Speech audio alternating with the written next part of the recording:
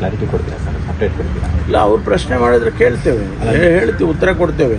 ಯಾಕಂದ್ರೆ ಈಗ ವರದಿ ಅವರು ರಿಪೋರ್ಟನ್ನು ಸಬ್ಮಿಟ್ ಮಾಡಿದ್ದಾರೆ ಇವರಿಗೆ, ಕೋರ್ಟಿಗೆ, ಸರ್ಕಾರಕ್ಕೂ ಕೊಟ್ಟಿದ್ದಾರೆ. ಅದು ಸಂದರ್ಭ ಬಂದಾಗ ಅದನ್ನು ಪ್ರಸ್ತಾಪ ಮಾಡಿದ್ರೆ ಹೇಳ್ತೇವೆ.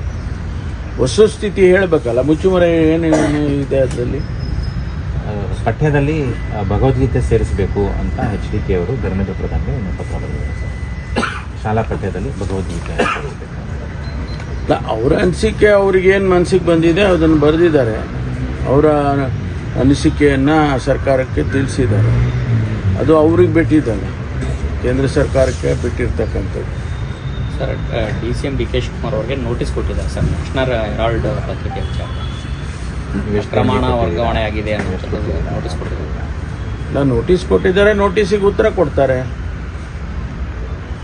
ಏನು ಯಂಗ್ ಇಂಡಿಯಾಗೆ ಅವರು ದೇಣಿಗೆ ಕೊಟ್ಟಿದ್ದಾರೆ ಅಂತ ಹೇಳಿ ಅವ್ರಿಗೆ ನೋಟಿಸ್ ಕೊಟ್ಟಿದ್ದಾರೆ ಅಂತ ನಮ್ಮ ಮಾಧ್ಯಮದಲ್ಲಿ ನೋಡಿದೆ ನಾನು.